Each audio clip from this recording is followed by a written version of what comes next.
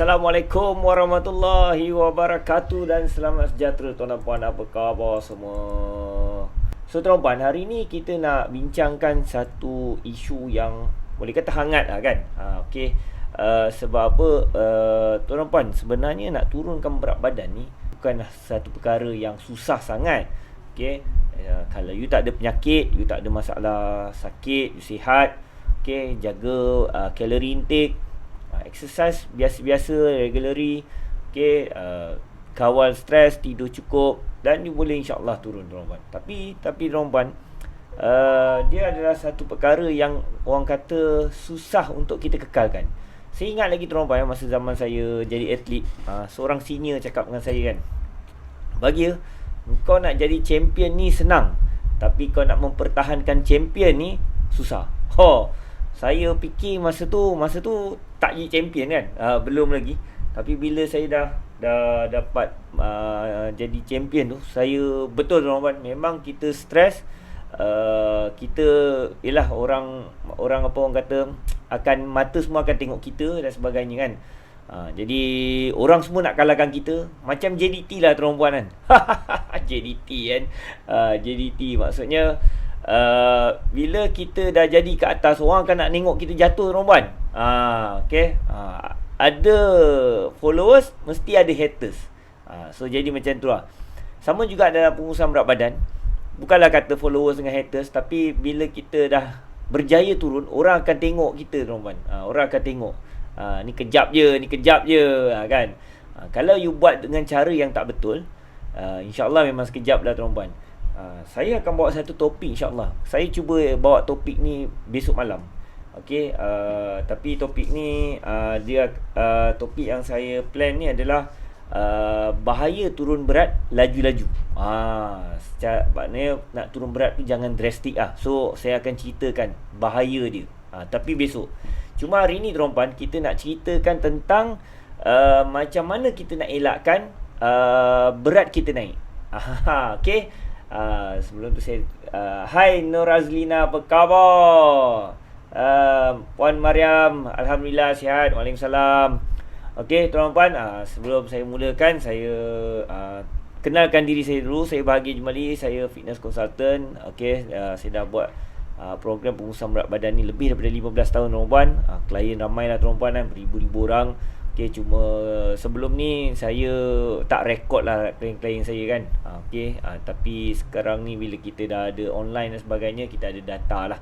Okay tuan-tuan, jadi tuan-tuan, saya nak ceritakan tentang bagaimana. Jom sebelum kita mula dulu, kita tengok dulu, kita kenal apa benda tu lemak dulu lah tuan-tuan. Waalaikumsalam Nizam. Oh, ini otai lama ni. Dia pun coach, dia panggil kita coach lah. Okey, jom kita tengok video ni Okey tuan-tuan, macam mana lemak ni bekerja kan. So tuan-tuan, kita tengok lemak ni, dia ni contoh tuan-tuan tau. Okey, ni lemak ni dia bermula daripada macam tu, dan dia pecah ikut sel lah contoh lah, ni contoh. Dan dia boleh membiak tuan-puan. Okay, dia boleh membiak alright. So tuan-puan, kenapa you all jadi obese? Okay, sebab dia ada dua sebab lah. Satu, pembiakan sel tu sendiri, okay, atau satu disebabkan sel lemak tu dia membesar. Tuan-tuan tengok video ni kan, nampak sel tu membesar. Bila sel tu membesar, maknanya tuan-tuan akan apa orang kata, mengalami obesiti lah. Tapi tuan-tuan, bila you kecil tuan-tuan, jumlah sel lemak ni dia tak berkurang tau. Okay, tapi dia cuma mengecil je. Contoh faham Jadi tuan-tuan, ini yang bahayanya tuan-tuan. So kenapa orang boleh macam belon lah, sekejap gemuk, sekejap kurus kan? Sebab katakanlah you ada 10,000 sel lemak dekat tubuh badan. Katakan ada 10,000 sel lemak kat tubuh badan.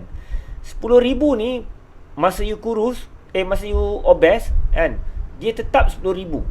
Tapi katakanlah you turun berat dalam 10 ke 20 kilo turun kan. Sebenarnya 10,000 sel lemak ni tak berkurang pun. Dia cuma menyusut dari sudut saiz je. Ni yang kalau you bayang macam gini lah tuan-puan. You bayang kat ruang ni, frame saya ni, saya letak belon penuhan. Letak belon 10,000 belon. Kalau saya tiup setiap belon dengan saiz macam ni, 10,000 dekat frame ni, dia akan jadi padat. Tu maksudnya kita obes. Tapi tuan-puan, kenapa kita kurus tuan-puan? Sebab 10,000 belon yang saya letak ni kat dalam frame ni, semua saya dah kecilkan dia separuh. Bila separuh, ada kemungkinan kita daripada penuh frame ni kan, kita ada ruang sedikit. Contohnya ruang kat sini je. Ruang kat sini je. Yang belah mana kosong, sebelah sini penuh. So jadi you jadi mengecil. Jadi jumlah sel lemak ni dia tak berkurang tuan-puan Dia hanya membesar dan mengecil. Malah dia boleh membiak. Dia boleh daripada 10,000 jadi 15,000. Sebab sel kan, sel dia tak mati tuan-puan. Kalau selagi you hidup, selagi tu sel akan membiak. Jadi tuan-puan kena jaga-jagalah dengan ni. Sebab tu bila you turun berat badan, you senang je nak naik balik sebab fat cell tu kosong. Kan? Jadi dia boleh diisi balik. Dan lagi jahat tuan-puan, kalau you buatkan dia boleh daripada satu sel tu kan, dia pecah jadi dua. Dia pecah dari dua. Kalau you bayangkan kalau 10,000 tu pecah dari dua, jadi 20,000. So sebab tu orang gain balik weight tuan-puan. Jadi tuan-puan, nanti saya ceritakan dekat next live saya lah. Saya tak nak cerita pasal ni kurus ni tau. Saya nak cerita yang pasal ni dulu, maintain dulu. Nanti saya nak ceritakan tentang bahaya kenapa turun berat badan dengan laju. So tuan-puan, jom kita tengok lah saya share. Saya tak bercadang nak live lama. Saya cadang dalam setengah jam, 20 minit, setengah jam cukup tuan-puan. Sebab tak ramai orang nak tengok video lama-lama pun. Okay tuan-puan, right. Jadi tuan-puan, mari kita check. Saya nak sharekan dengan anda 5 tips untuk turunkan berat badan, maintain berat anda dengan selamat tuan-puan Okey, yang pertama tuan-puan, tetapkan kalori baru tuan-puan Tetapkan kalori baru. Maksud tetapkan kalori baru ni, kita ni kadang-kadang bila kita dah turun berat, contohlah kita daripada 100 kilo turun ke 80 kilo, sebenarnya you punya kalori intake tu dah tak sama macam dulu. Okay, kalau you exercise mungkin boleh lah. Tapi kalau mungkin you tak exercise, you dah kena revise balik penurunan berat badan you dengan nilai kalori yang baru. Sebab ramai orang dia hanya bersandarkan dengan satu nilai kalori je. Tu yang kesilapan lah. Sebab tu bila contoh you dah turun berat badan, lepas tu you tetap makan, contoh kalau dulu you makan 2,000 kalori, lepas tu bila you turun dah 20 kilo, 30 kilo, you tetap makan 2,000 kalori. Ini akan mengganggulah proses penurunan berat badan. Unless kalau you punya lifestyle ni berubah, contohnya memang you very fit, memang selalu buat training dan sebagainya, itu cerita lain lah. Tapi kalau you memang orang yang duduk kat rumah je, better you revise balik. Okay, setiap kali turun 5 kilo ke turun 10 kilo, you kena revise dengan calorie intake yang baru, daily calorie intake yang baru Alright, so tu yang pertama tuan-puan Alright. Okay, yang kedua tuan-puan, pantau DHSE. Jom kita tulis DHSE. D ni apa benda? D ni adalah pantau diet kita tuan-puan Diet ni memang adalah strategi tuan-puan. Okay, you tak perlu berlapar dalam diet. Saya dalam program saya memang saya tak pernah minta klien saya tak makan. Malah saya suruh dia tambah makan lagi. Seronok betul tu masuk program saya tu. Jadi tuan-puan, saya percaya ramai orang kat luar sana dia percaya apa orang kata diet ni memang kena berlapar. Tak, diet is all about strategy. Dan strategi ni dia relate dengan kita tuan-puan. Kalaulah you ni kerja menghadap komputer, so cara you macam cara you lain. Kalaulah you ni kerja angkat berat, macam orang buruh dan sebagainya, cara diet dia lain tuan-puan. Kalau you ni doktor yang memang jenis tak ada masa nak makan kan, sekarang lagi doktor, nurse semua pakai PPE, macam mana nak makan kan, nak buka, nak makan dan sebagainya. So dia ada tu dia kena sesuai dengan lifestyle dia tuan-puan. So diet ni adalah strategi yang paling penting untuk lengkapkan nutrisi kita. Nutrisi ni apa? Kita punya karbo, protein, lemak. 3 benda komponen besar ni yang kita kena jaga, kita kena lengkapkan. Jadi tuan dan puan, pastikan you makan, susun strategi yang sesuai dengan kerjaya atau lifestyle you. Yang paling penting, cukupkan keperluan nutrisi. Itu penting. Itu paling penting. Kalau peserta program saya, diorang dah biasa dah dengar saya akan cakap macam ni, diet is all about strategy to fit your nutrition. Okay. Itu yang pertama tuan puan. Yang kedua, kita kena pastikan kita sentiasa hydrate tuan puan. Hydrate maknanya kita kena, apa orang kata, pastikan kita ni janganlah sampai kurang air dan sebagainya. Kenapa kita kena banyak minum air? Sebab tuan puan, bila kita minum air, kita boleh suppress kita punya appetite. Bermaksud kita boleh kawal sikit nafsu makan kita. Kadang-kadang tuan puan, dalam otak kita ni, bila kita ni rasa macam lapar, sebenarnya kita tak lapar tuan puan. Badan kita mungkin perlukan air, tapi otak kita ni salah tafsir lah. Dan kita memang sukalah salah tafsir kan. Ada je makanan kita bedal. So tuan-tuan, kalau you lapar, you try minum air dulu. Minum air dulu supaya you tengok. Kalau you tak lapar, sebenarnya you just haus je. So jangan tertipu lah. Okay? Sebab tu kita kena rajin minum air masak. Bukan minum air kok, bukan minum air teh tarik.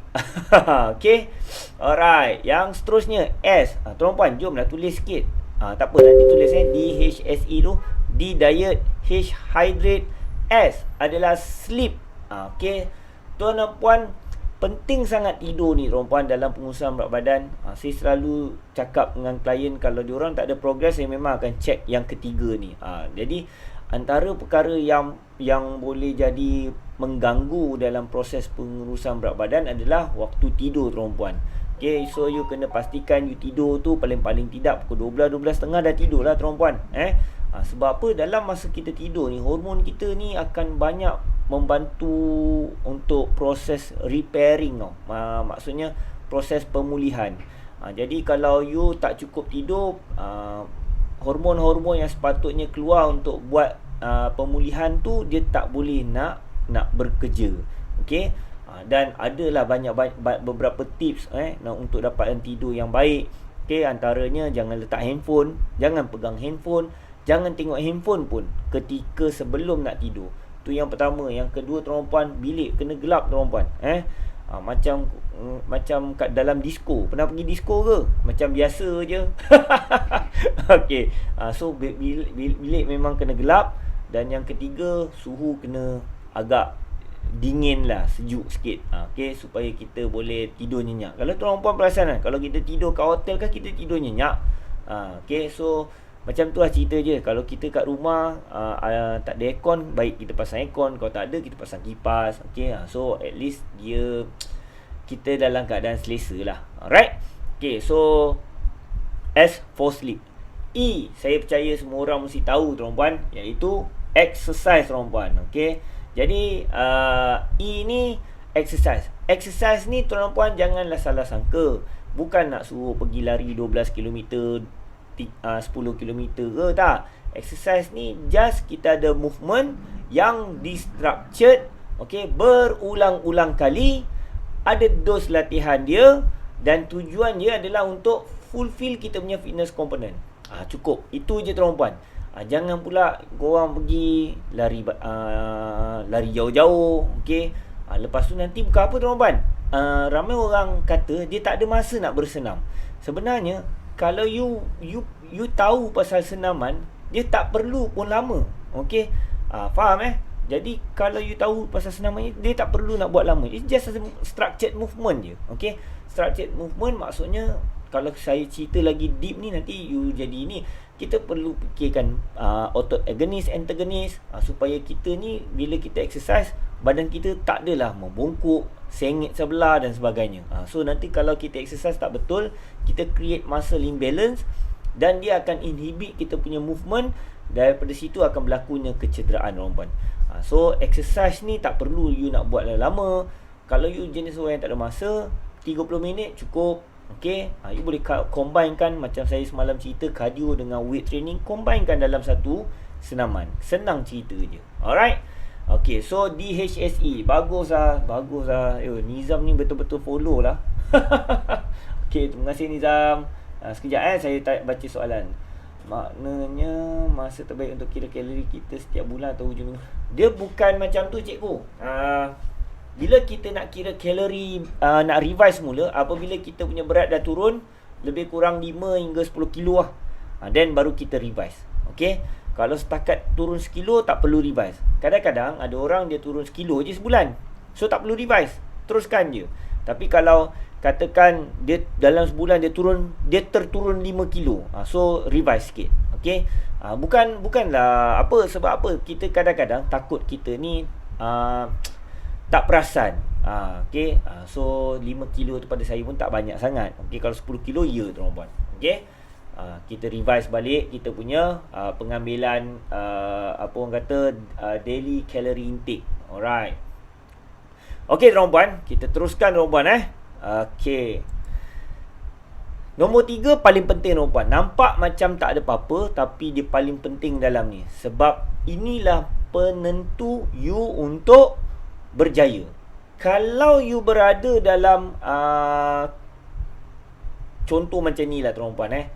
You nak diet, you kerja, orang pejabat asyik ajak makan je, susah tuan-tuan. Memang you susah. Sebab apa? Kadang-kadang bila you tak makan, nanti diorang kecil hati dan sebagainya. So tuan-tuan, sebab tu you kena duduk dalam circle yang satu matlamat. Sama ada you create circle tu, jadikan sama-sama matlamat dengan you, atau you boleh enjoy makanan dengan mereka, tapi ada strategi lah. Sebab tu saya cakap diet ni strategi. Tak perlu you nak rigid sangat. Kalau you bukanlah jenis kompetitif ni orang, okay, bukanlah nak reduce body fat gila-gila, just enjoy je. Kalau you nak pergi makan, then pergi makan. Okay, orang ajak. Okay tuan-tuan, saya share lah saya punya pengalaman. Masa ketika saya tengah buat diet dulu, okay, diet saya ni, saya buat makro masa tu. Okay, jadi apa yang berlaku, memang saya punya makanan semua dah ditimbang tuan-tuan. Maksudnya saya dah tak boleh makan lain selain daripada apa yang saya makan. Tuan-tuan, sebab tu tuan-tuan, dalam pemakanan kita ada dia ada tahap yang paling tinggi. Kita panggil makro lah. Maksudnya makanan kita semua disukat, ditimbang. Tuan-tuan, ini the very detail tuan-tuan. Jadi tuan-puan, saya percaya tuan-puan mungkin tak tahu sangat benda ni, just hanya kira kalori. Bukan tak boleh kira kalori, tapi kira kalori ni hanya anggaran tuan-puan. Kalau you masuk MyFitnessPal, you nak masukkan nasi ayam ada yang 500, ada yang 300 kalori. So you tak tahu mana satu yang pilih, kan? Tapi bila kita buat makro tuan-puan, yang ini tuan-puan memang kita suruh you timbang. Timbang. Jadi dia takkan ada isu you lari daripada nilai kalori tu. Ni very spesifik lah tuan-puan. Okay, jadi itu bila saya pergi, saya berada dekat tempat tu tuan-puan, ketika saya diet, so saya hanya pergi, datang, saya tengok apa makanan yang saya boleh makan. Okay, saya tengok makanan yang lain-lain semua berminyak ni saya kena kurangkan lah. Okay, diorang ada kek dan sebagainya, saya tak ambil lah kek tu. Okay, apa yang saya pilih adalah antaranya saya ambil buah tuan-puan. Buah pun saya tak ambil banyak tuan-puan, sebab makanan saya dah disukat. Okay, jadi saya assume ada lebihan dalam 100-200 kalori je masa tu. Saya ambil buah tu yang dipotong. Saya ambil buah tu satu, saya duduk kat diorang, sambil sembang-sembang, saya makan pelan-pelan. Dah habis, saya bangun lagi, saya ambil lagi sekeping buah. So dia nampak macam saya repeat makan, tapi sebenarnya saya tak makan banyak. So itulah nama dia strategi tuan-tuan. Pada masa yang sama saya boleh dapat diet juga. Okay, jadi it's up to you. Kalau you tak kuat iman, memanglah je macam tu. Kita ni memang champion dengan alasan tuan-tuan. Antara you nak atau tak nak je, itu je. Okay, so kita kena berada dalam circle yang betul-betul satu matlamat. Okay, kalau boleh orang-orang yang boleh tarik kita balik kalau kita ke laut tuan-puan. Jangan dia ke laut, kita ke laut, dia pun sama terbenam dengan kita, tenggelam dengan kita sama-sama. Yang tu susah tuan-puan. Okay tuan-puan, seterusnya tuan-puan, Buang timbang tuan-puan. Fokus pada proses. Okey. Sebab apa tuan-puan? Bila you dah kurus tuan-puan, you takkan turun lagi berat badan banyak. Okey, orang yang contohnya dah pergi ke 60 ke 50 kilo, you susah nak turun lagi. Okey, you jangan turun lagi. You buang timbang, dan you tengok progres daripada segi pakaian you. Kalau pakaian you dah ketat, dan you perlu risau. Sebab pakaian you tak bohong. Timbang membohong tuan-puan. Tak percaya, pergi naik timbang 10 kali. Tengok bacaan dia. Mesti tak sama. Tapi kalau you pakai baju, hari ni, kan, you pakai 10 kali baju tu pun, dia masih loose. Tapi kalau you dah ketat lah, mana dia nak tipu. So, sebab tu kita kena fokus dengan proses. Ignore, jangan timbang tuan-puan. Okey. Kalau kawan-kawan tanya, berapa berat kau turun? Cakap je, aku dah turun 20 kilo. Bukan dia bawa timbang 10 kilo. Kalau dah biasa menipu yang bab ni, kita jujur pula Aduh. So tuan-puan, timbang ni jangan, kalau you dah sampai reach dekat tahap yang agak-agak dah lah 60, 50, you tak perlu timbang lagi lah tuan-puan. You just tengok badan. Jangan sampai you jadi kurus sangat, tak cantik tuan-puan. So fokus saja kepada proses, fokus kepada exercise, pada senaman, pada pemakanan.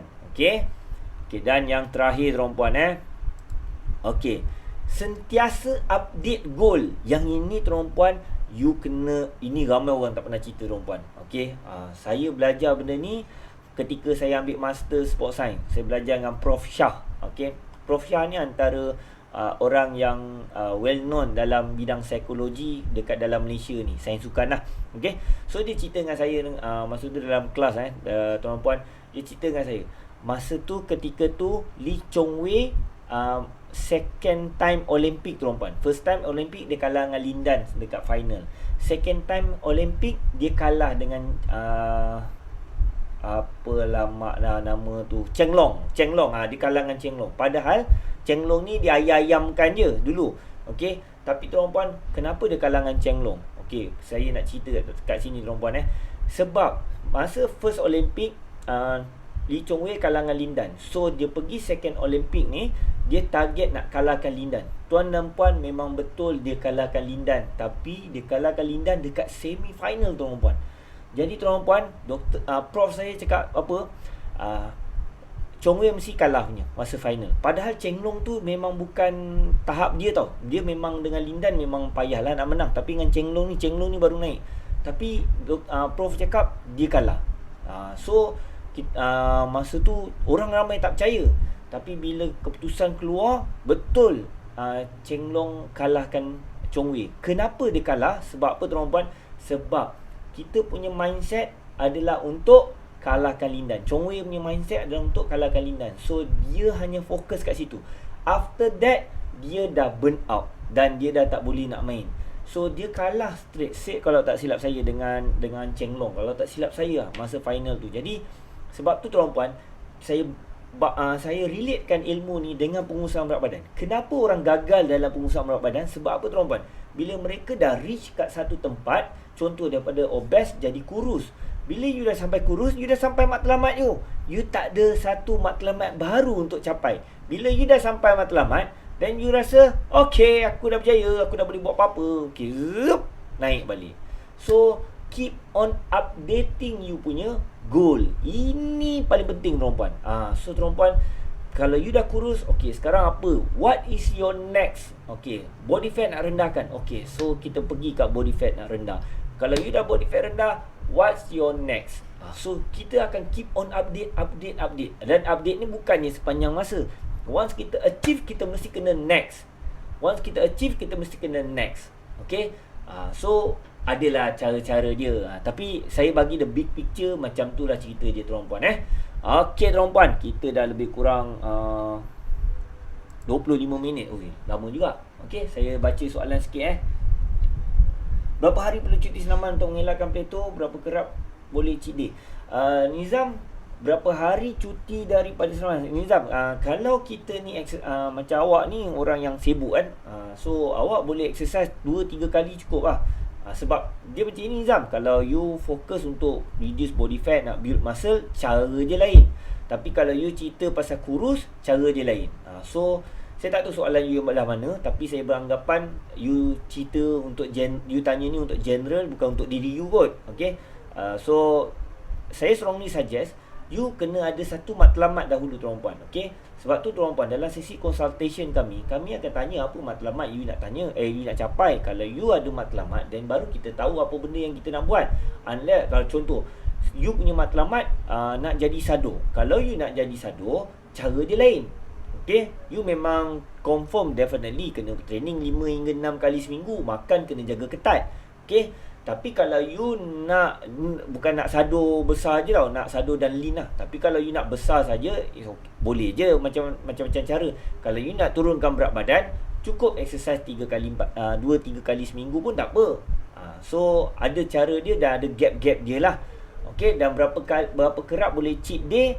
Cheat day adalah kita lupakan kalori untuk satu hari lah.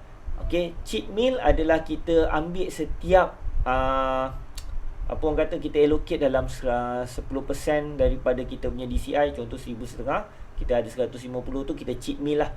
So it's up to you. Kalau you nak cheat day, nak buat the whole day, saya strongly suggest 2 hingga 3 minggu. Dan tapi dalam masa along the way tu, kalau boleh janganlah ada cheat meal. Okay, sebab you nak cheat day. Cheat day ni pun bagus juga perempuan tau. Dia bukan tak bagus, bagus juga untuk you resetting balik badan kita. Okay, so maksudnya 2 hingga 3 minggu ni you jaga betul-betul diet. Lepas tu cheat day. Okay, atau you boleh buat cheat meal. You tak ada cheat day, you buat cheat meal. Setiap hari you ada cheat meal you sendiri. Ni contoh So up to you mana satu yang you prefer. Okay, baru nak start balik. Gemuk sangat dah sekarang. Sakit sendiri. Okay, good. Terbaiklah Nizam. Okay tuan-puan, nak comel-comel je. Kalau nak comel-comel je, exercise rutin tak perlulah nak sampai lari 10 km. Tak perlulah nak angkat berat-berat. So just sebab you nak jadi macam tu, nak comel-comel, bermaksud you just nak slim, macam biasa-biasa je. So tak perlu you nak exercise ekstrim, tak perlu nak jaga diet yang ketat dan sebagainya. Jadi tuan dan puan, it depends dengan you punya goal. Sebab tu tuan puan, kalau siapa yang perlukan perkhidmatan nasihat percuma kami, boleh saja tuan puan dapatkan, boleh set appointment di sini tuan puan kalau tuan puan berminat lah. Okay, untuk kami bantu. Tapi tak ada masalah tuan puan. Kita insyaAllah cuba bantu mana yang kita boleh bantu. Okay, sesi consultation ni dia secara percuma je tuan puan. Okay, ni dia. Okay, so saya harap tuan puan perkongsian saya hari ni memberi manfaat kepada anda semua. So jadi tuan puan,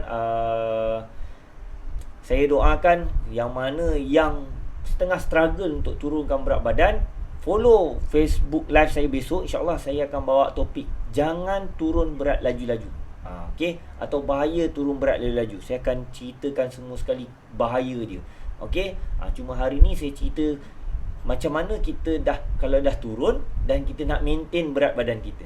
So tuan-puan, semoga perkongsian saya hari ini bermanfaat. Tolong tuan-puan like banyak-banyak. Tolong share tuan-puan, beri manfaat kepada orang lain. Dan tag kawan-kawan kita yang mana mungkin mereka ni dalam fasa nak maintain tuan-puan. Tuan-puan, siapa yang tag, siapa yang like, siapa yang share. Yang share ni yang paling best sekali. Semua akan turun 2 kilo tuan-puan, insyaAllah. Amin. Okay, Assalamualaikum warahmatullahi wabarakatuh dan selamat sejahtera.